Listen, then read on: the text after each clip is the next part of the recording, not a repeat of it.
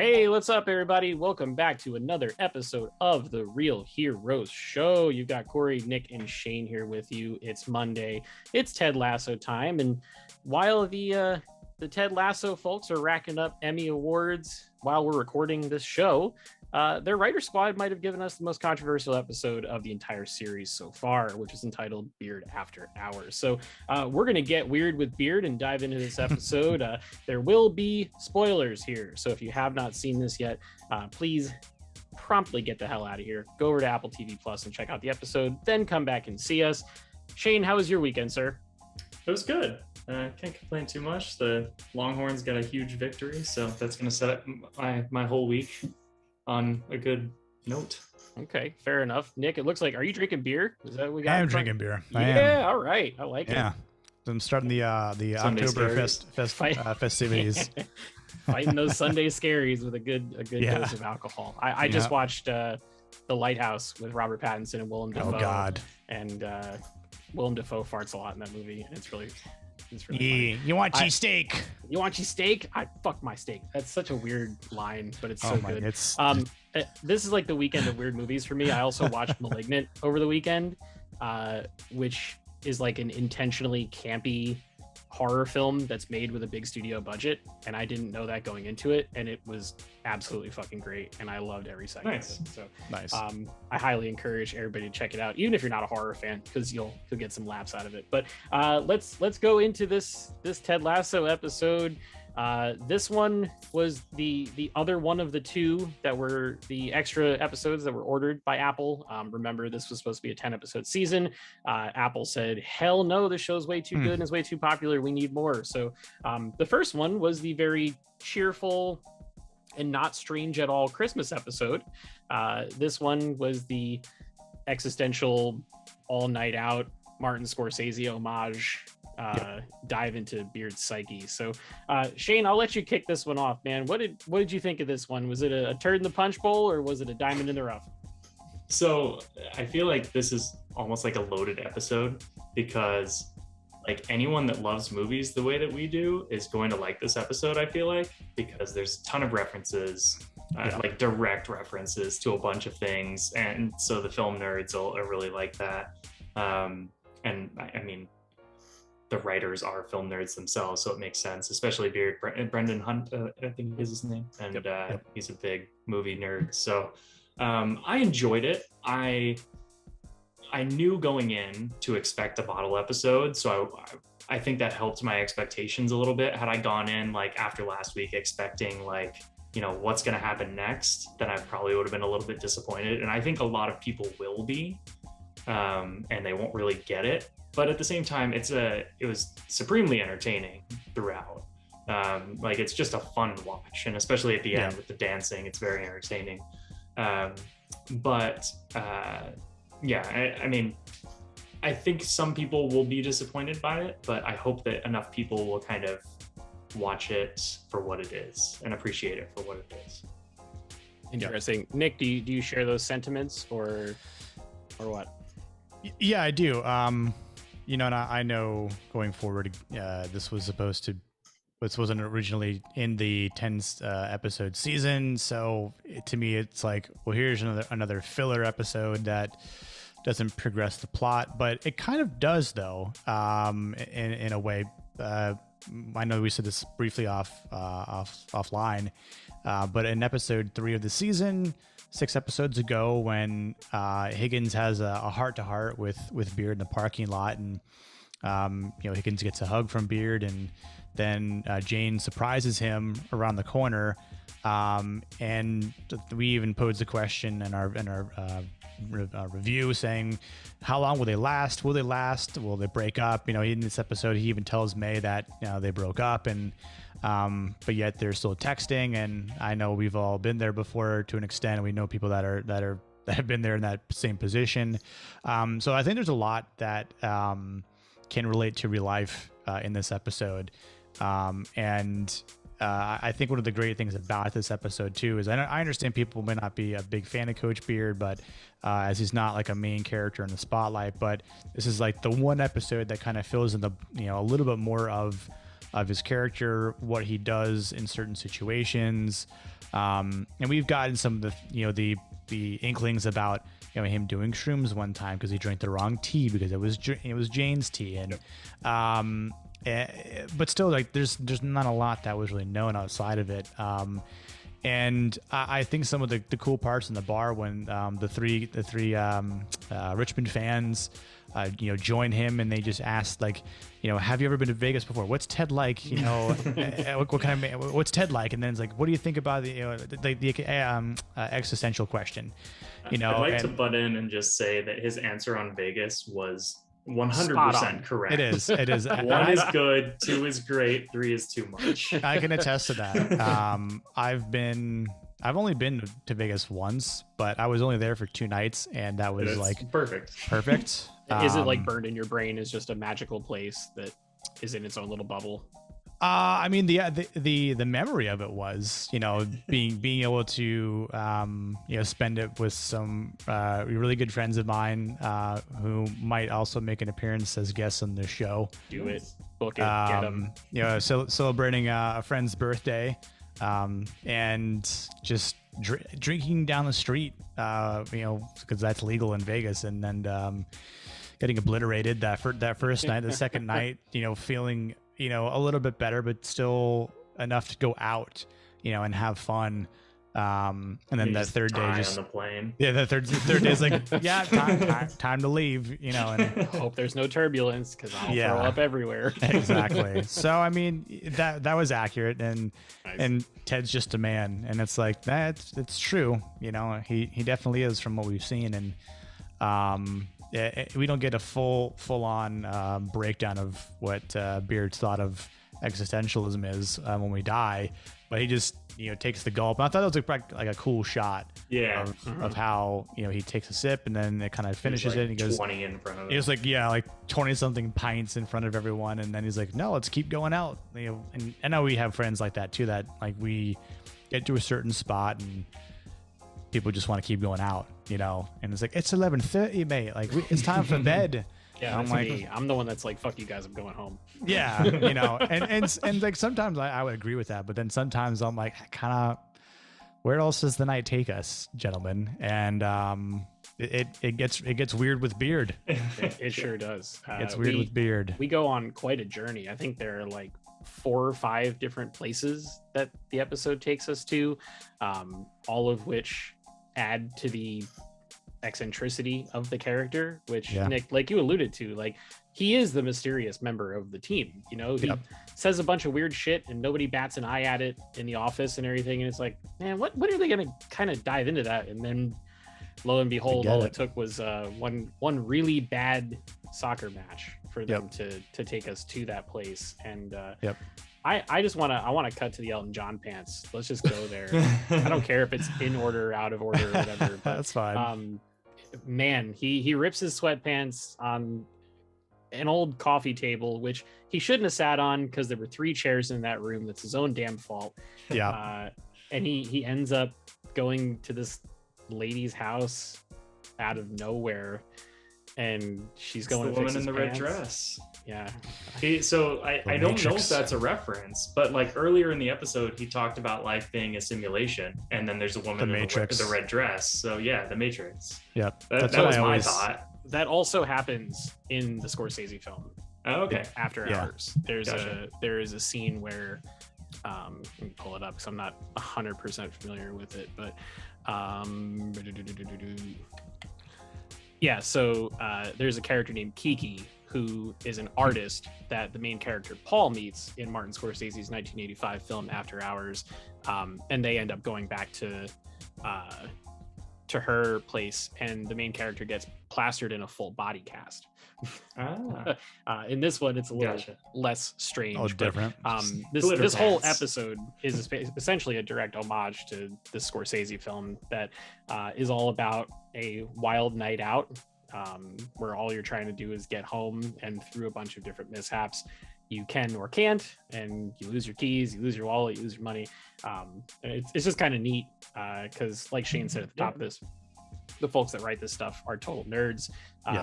Most of them are probably fans of Scorsese for various reasons. And a lot of people have done the homages to the big Scorsese films, the Goodfellas, the Casino, Raging Bull, King of Comedy, whatever. But to do one of his lesser known films is a very Ted Lasso thing to do. And I dig and appreciate that. But how did you guys think Beard pulled off the pants? I thought they looked good. I mean, that dancing scene at the end is just phenomenal. Yeah, him dancing with it was great because obviously the 80s vibe, to the mid 80s reference of a movie was very fitting. I'm sure those pants seemed to have fit well. They kept wearing them even until the next, obviously the whole morning at work in the office. But that's got to be like a good Halloween costume this year, right? Oh man, I feel like I might try that. Yeah, go as Beard with the glitter pants. You're gonna grow a beard? That's a good move.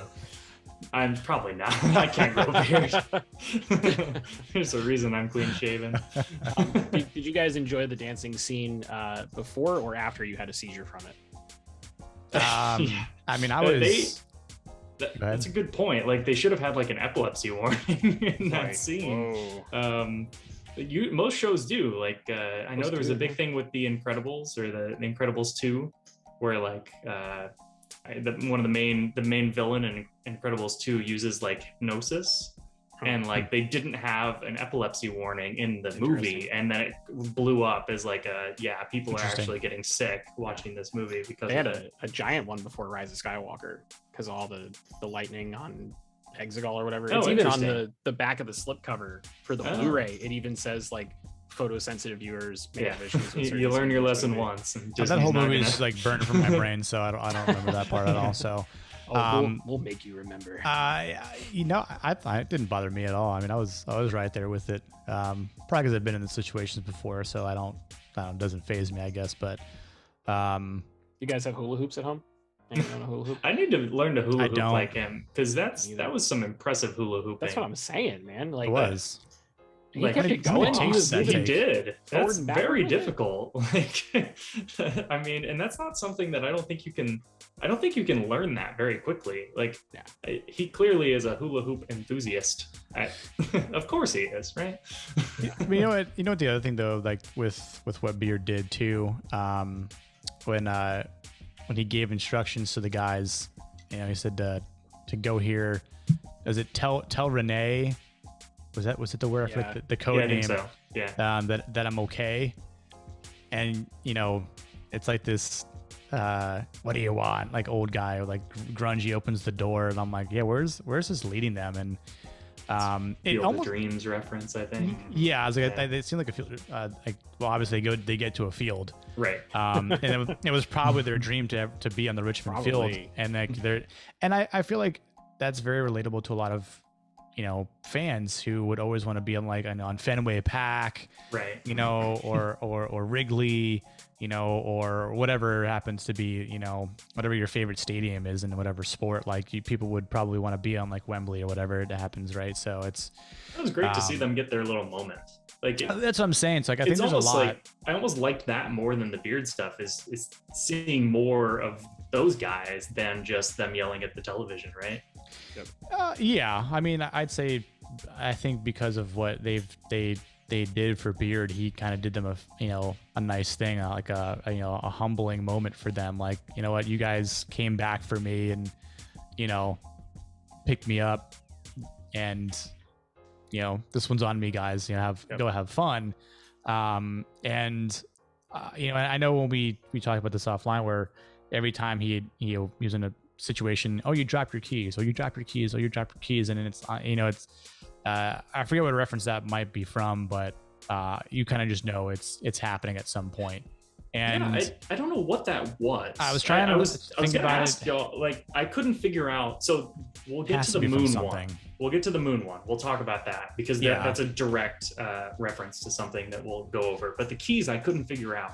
Yeah, but to the point where the first time he goes into his apartment, you're kind of like he's jiggling, and I'm like, that's it. You might want to get that fixed. That was my first thought. And obviously, I think he drops his keys maybe 3 or 4 times before he gets back, and the key breaks. And it's like, I was thinking it was like a dream, like, because isn't There it there like is. symbolism with like losing your keys in a dream? I thought maybe that's what they were going with, but I mean, I seems think there might be legit. something like that, but I think just it's kind of like when I think instances like that can happen like in real life where, you know, you misplace something and it could be the same thing numerous times, and then all of a sudden like you actually lose it or something, like, you know what I mean? Like there could be something where it's, I don't want to say it's like a foretelling, because that's like, how would keys know that, hey, you're gonna lose me, I'm gonna break later on tonight, just FYI, buddy. But it's kind of like the same thing where you like his phone dying, right? Yeah. And I mean, That was the worst possible time. like, I'm surprised Apple let that happen. Like, yeah, it's kind of funny. I was gonna say, like, the fact that maybe he had gotten so many missed calls and text messages. Maybe he doesn't have his phone optimized at premium battery life, Or maybe he just needs to upgrade and get that extra 2.5 hours of battery life from the iPhone 13 Pro Max. It's true. Mine's coming Friday. Tim Apple, I'll take the check in the mail. Thank you very much. Yeah, right. I thought I was going to throw his phone down and just out of sheer rage, which would have been another good point. And if it doesn't break, like, look, my iPhone's actually like not shattered. Sorry, guys. Like, oh, wait, and let me pour some boiling hot water on top of it. And look, it's just fine. Going back to the field thing, did you notice that he told him it was room 237, which is the Shining room? Shining, yeah. Yeah, it was a good little Shining reference there. I like that. That's another good. one. Wow. I want to talk about the moon because, Blue moon? yeah, my wife asked me about it during the episode. My wife. And I thought about it. Like, it's a very clearly obvious, like, fake moon over it. Oh, so, Blue Moon is the chant that Manchester City does. Yep. It's like their famous chant. Okay. Yeah, they did it so in the previous moon- episode. Yeah, the moon is supposed to symbolize it's like haunting, that loss is haunting him. Yep. And then when he's fighting Jamie's dad, the song that's playing underneath is entitled also Blue Moon. Yep. So it's like, it's this whole thing where this loss is just really weighing him down. And I think it's like a good little characterization of him, because in the past he seemed like supremely confident, but you're realizing that he's not. He's very self-conscious and hates himself, and that's why he keeps going into this toxic relationship with Jane. Yeah. And I think it's a good little fleshing out of his character, because from now on you're going to think about him differently. And if we didn't have this episode, we wouldn't have gotten that. Yeah. And That's every why I think character it's needs important. You Yep. know, the whole ensemble, whether it's Ted or Nate or Jamie or Roy or whoever, you know, you need characterization to continue to stay lashed onto those folks and, you know, be along for the journey. I don't think they were drinking any Blue Moon, because Blue Moon sucks. It's not good beer. But yeah, I didn't know that about the Man City thing though. That's pretty cool. Yeah. And that's the kind of Yeah. shit you come to the Real Hero Show for, ladies and gentlemen. Yeah. The deep I know cuts. that's going to be a big question, because it's like that moon was very clearly fake, and it like of showed course. up in like a bar sign at Yep. one point. It's so pretty obvious. I kind of figured. I mean, I know they were playing it, and that the fans were singing it in the previous episode, but I thought that was kind of ironic, and I watch it with the subtitles on just in case. But I know that the subtitles said that when Jamie and Jamie's dad and his two low life friends meet Beard in the alleyway, which I was like, man, of course it would be Jamie's dad that he just kind of threw out of the room.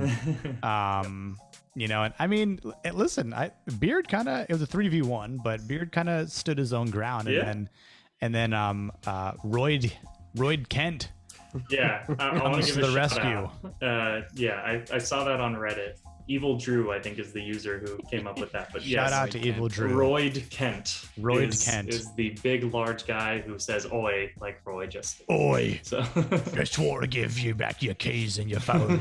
You forgot them. By the way, she's keeping your he pants. just like rides Your away on the little scooter. Yes. Yes, that's the best part. Hilarious. He gets on a little bird scooter and rides away. Yeah. He's wearing a schmedium shirt, collared, like, just, and he even ran funny too. Like, I don't know. But man, it was kind of funny.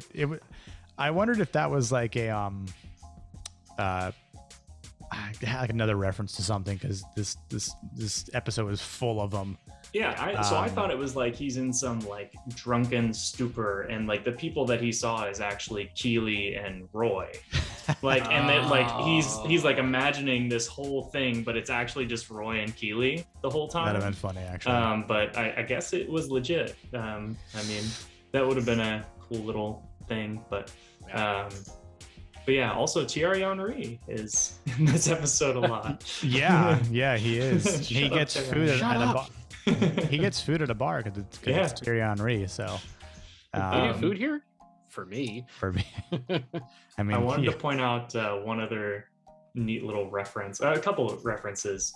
One is when they tell Sarah Coombs that her flat is on fire, and they're riding up the Amazing. elevator with Fight Club music playing in the background, and it's like, this is good. Tomorrow's going to be the best day of Best Sarah day of Coombs' her life. life. It's Yeah. like so That's good. But then also, and Nick, you talked about this being like one of your favorite parts, where he plays the Irish professor.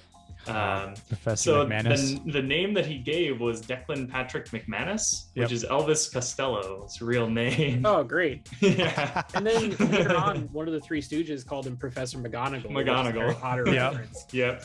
That was a good little. I loved his Irish accent. That's His because Irish he looks accent was- Irish. He does, and Amira thought like, wait, is he Irish in real life? Because he is doing this accent so perfectly, like it's his Yeah. native tongue, and like now he's full on American. Yeah, and he may have an Irish background. I'm not sure. I'd have to look it up. potentially maybe because of the beard coloring. Yeah. But I mean, as soon as he went into character, I was like, yo, It's so good. Beard, your accent is killer, man. Holy shit. Somebody get this man a Guinness. Yeah. I'll take a smix over here, please. And a Killian's Irish Red. Yeah. yeah, and I almost wondered if that part there could have been like a Goodwill Hunting type of A little bit, homage. yeah. Not full on, but just a Right. little bit, right? Yeah. And but I thought it was funny how they the Stooges ended up taking all the money, beating him in pool. Yeah, they rang him It's down. like the dart yeah. scene of this season. Everyone's Yeah. good at bar games, apparently. I mean, when you hang out at a pub long enough, Yeah. I guess like they do. Yeah. But yeah, it was just a good episode that I think again it might help with these last couple episodes too, more on what Beard does. Yeah. And I kind of wondered what the original 10 episodes looked like, and then thinking about, Yeah. hey, what if we build on this part here? Because like I kind of wonder if we watch the season without some of these episodes, and then think like, well, Beard just all of a sudden kind of like has this epiphany and like changes character or does this other thing. It's like out of nowhere. I don't know. I don't know how that would have really affected like the entire story of this season, but bottleneck episodes are good for this kind of thing. And it's cool the way they worked it in too, because like you could tell that the first shot of the episode is the same scene as the final shot of the prior episode. Yep. But, in production, they tend to shoot stuff at different angles. Yeah. That stuff probably ended up on the cutting room floor. Yeah. And That's then what they I were was like, thinking. well, how do we segue this into this episode that Apple asked us to shoehorn in between? Oh, Yeah, we right. have that. Just pull it off the hard drive and, clean So- it up and do your edit or whatever. I'm not sure if I think they actually wrote it before production. Oh, really? Okay. I think what happened is they wrote the season for 10 episodes, and then they ordered 2 more, and then they Gotcha. wrote more. So I think they Okay. were thinking of that when they were shooting it. Okay. I think because I don't think they went back and filmed it. But either way, it's cool because you saw it framed from cool. two different angles in the different episodes. Yeah, Right. I thought it was a neat like there's more than one instance of that too, because so in this whole show, right, has been the Ted Lasso show, and we get it from his perspective in the end of the episode, and then we flip, and this is a Beard episode, and not only are we getting it from his perspective leaving, but then we get the whole title sequence without Ted. Music. It's just Beard. And I thought that was really cool and unique because it's like he's sitting alone, whereas Ted was sitting alone in the stands. He's sitting alone on the subway, and you get this like little acoustic logo version. Yeah, the logo on the chair seat or whatever. Yeah. No, I thought that was really cool because it's like it's setting the stage, right? Like we're gonna take a break, we're gonna pause, and we're gonna focus on this guy instead of the Ted Lasso ensemble. I thought that was neat. They made it very clear that this is not going to be the next part of the A-line story that you're looking at during this season. I also think whether they intended to do it or not, or if it's just a blessing from Apple asking them to do it, making the audience stew in everything that happened in the Man City episode, like the fact that you have to wait 2 weeks to find out what's going to happen with Rebecca and Sam, to me is great because it's just like, just tell me already. How is that going to fall apart? They're building like, anticipation. You can have that on September 24th. Yeah. You don't get that this week. I thought that was very cool. And sometimes a breather is good. It doesn't have to be full throttle to the end sometimes. So we've talked about the pacing of this season before and how it was struggling to kind of resolve plot lines. But I think that like this is a different instance. Oh yeah. Where it's like, this doesn't feel like they're like the one episode a couple weeks ago where it was like the Nate episode where it doesn't feel like they're intentionally stringing along plot lines and not really going anywhere and like spinning their wheels. This is very clearly like we're going to spend 30 minutes 45 minutes just to tell this fun little story, and then we'll get back to our regularly scheduled programming. This one was pretty long too, wasn't 43 minutes I think. It was long. Interesting that they didn't cut anything. Right, like it felt long, but it also felt like it all needed to be there in this episode to really make it work.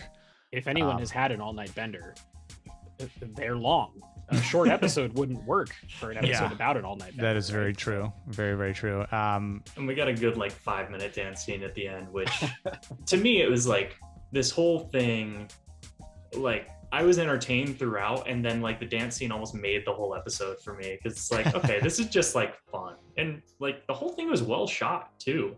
It was. There's actually really cool shots. Probably one of the best shot episodes, I think. Very dynamic. Because it was all like at night too, right? Yeah. So, just to make things lit up enough. To make things pop, plenty of neon all over the place too. A lot of color. They did he sits down in front of all the square TVs, and it almost kind of felt like the architect's place in the Matrix or whatever. But then he starts like seeing the stuff from the game, like he's kind of flipping out again. Which I wanted to ask, because he taps it twice, the picture or the painting that what was that? His flat. Don't know. I don't know, and I need to look at what that was. Because for a second, and I think it was the initial angle when he walks in and he taps it, you don't really get a super good look. But then when he's leaving, he's chugging the beer, he taps it again. I think you have a better angle at that point. But I thought it was something that was like, I don't know if it was something like it was like a Michael Jackson reference or what. I don't remember. I don't know what it was, but I didn't recognize it off the top of my head. If anybody did, put it in the comment section. Yeah. What's the significance of that picture? And because I know some people will like tap something just as like a good luck thing or habit or I don't know, ritual, or he's in sports, so maybe it's a superstitious thing, who knows. But it's it was an interesting look inside Beard's life overall with this episode. I think especially with the ending when he the Diamond Dogs are there and they're kind of waiting for him, like, I'll just give him a few more minutes, maybe he slept in. Is like, must have fell off the bed.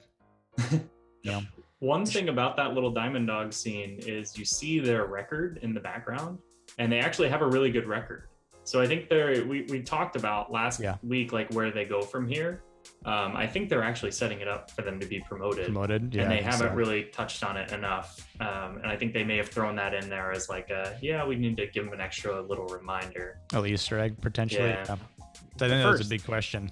They have to watch the game with yakety sax playing. And do it in fast motion, because that's a very Ted Lasso thing to do. Yes. While we're on the topic of music, Shane, you mentioned the acoustic intro. That's done by Jeff Tweedy, who used to be in the band Wilco. I know a lot of people are into Wilco, so cool little factoid there.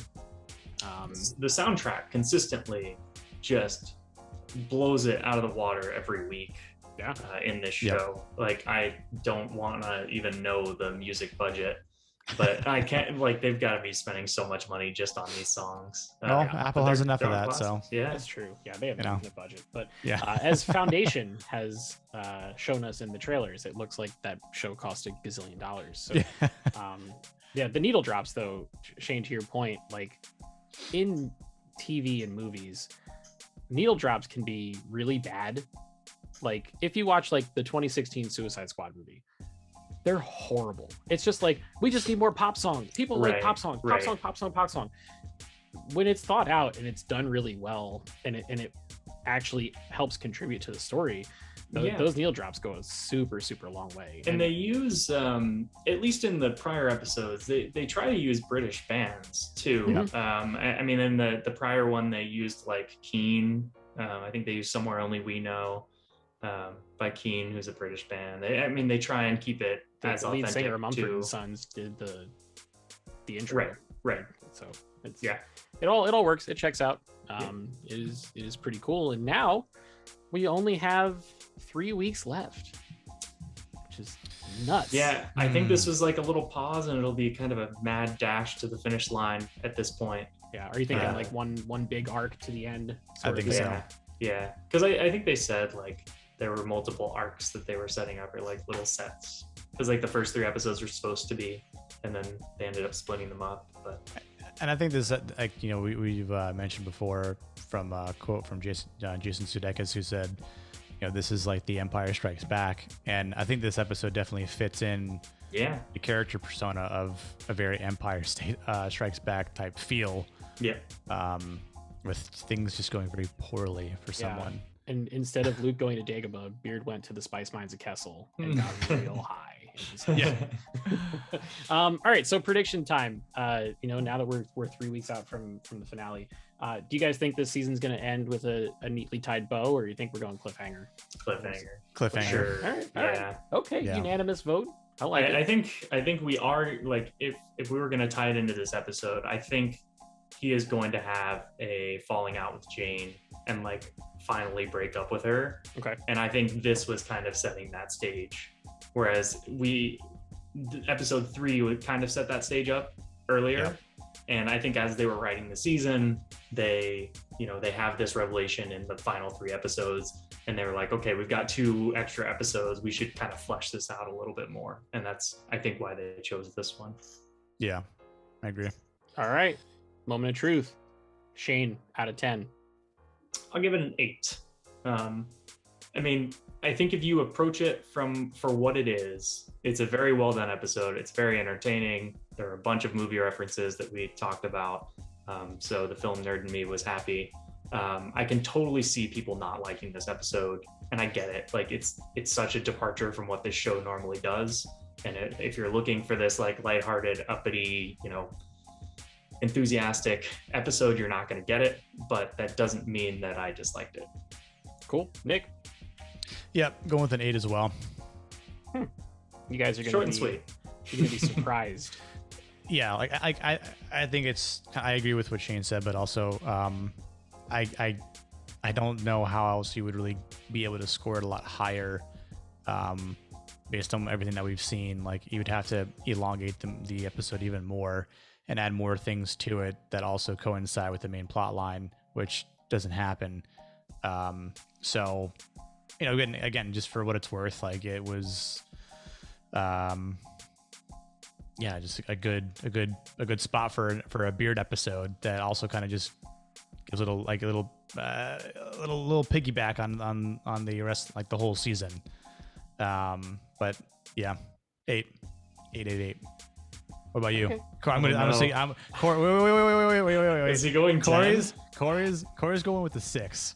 No, I was going the say, opposite. I think he's going 10. 9.25 for me on this one. No. Yeah, this warmed cold What? Corey's heart. I love weird shit. Yeah. I love things that are deeply, darkly sad, but also hopeful at the same time. And I, for some strange reason, love things that most people tend to hate. So this was my favorite episode of the entire season so far. Wow. All right. I wasn't sure. I was like, either Corey's gonna hate this or love it. Adored it. It feels like that's going to be kind of the reaction for most of it. Like I really enjoyed this episode. I only gave it an 8 really just because it didn't feel like it was tied to the rest of the show, which is fine. But like to me, it wouldn't elevate higher. Like Nick said, I couldn't really give it any higher than it was just because of what it was. I thought it was more artful than most of the episodes. Yes, that's true. I can't argue with that at all. Compositions, lighting, cinematography, the performance from Brendan Hunt is terrific. There's like a twinkle in one eye and a sadness in the other, the way he delivers everything. I love that shot at the end where they're circling each other and it's the close-up on their faces before the drop. It's great. And then we rarely see Beard smile, and he smiled in that moment. And I think that's kind of a big thing. Shows how like toxic that relationship is. Yeah. Or when he's like grilling down the kid in like the subway, he's just like snaps out of it because the mom's like, he's like, oh wow, it's like I had a long day. All right, sorry lady. Yeah, so there you have it, folks. All right, my favorite episode so far this season. All right. And coming off of last week, that's tough because last week's was pretty damn good. So we have 3 weeks left. We're very excited to cover those. I'm putting this out in the universe so that way it actually gives us a shot at doing it. We're thinking about doing a live stream to talk about the final episode this season, which will be a Real Heroes first. Yeah. We might end up getting canceled during said live stream. It's a very short life for this show. But until then, we're going to do our regular recaps. But we'd love to hear from you guys before we even get to those. What were your thoughts on this one? Did you think it was stupid and weird and unnecessary and that I'm an idiot? Or did you think that it was amazing and worthy of the Ted Lasso banner that got put kind of in the bottom right-hand corner of the screen in the beginning of the episode? Let us know in the comments. We'll make sure to respond to every single comment that comes through, guaranteed. If you want to support the channel, all you have to do is like this video, subscribe if you haven't already, turn on your notifications, share it with your friends, share it with your family, share it with your pets, hide your kids, hide your wife, because they're whatever. A lot of Ted Lasso going on. A whole lot of Ted Lasso happening up in here. We're going to be back later this week. We're going to have another Marvel What If review. Nick is reviewing C on Apple TV Plus. We have a big week the week after. Foundation premieres on Apple TV. It's the first 3 episodes. We're going to cover all that. I'm probably going to do a video on Midnight Mass on Netflix. We're going to have another Ted Lasso thing. Nick, you're going to cover Doom Patrol. I think that premieres on Friday or Thursday or Friday this week too. Yeah. So, it's a week. It is a week. We busy. I'm gonna be a major stuff. potato. Yeah, lots of stuff to talk about. So please stay tuned for all of those things and so much more as the rest of this year goes by. Until next time, we'll see you guys in the next video. Cheers.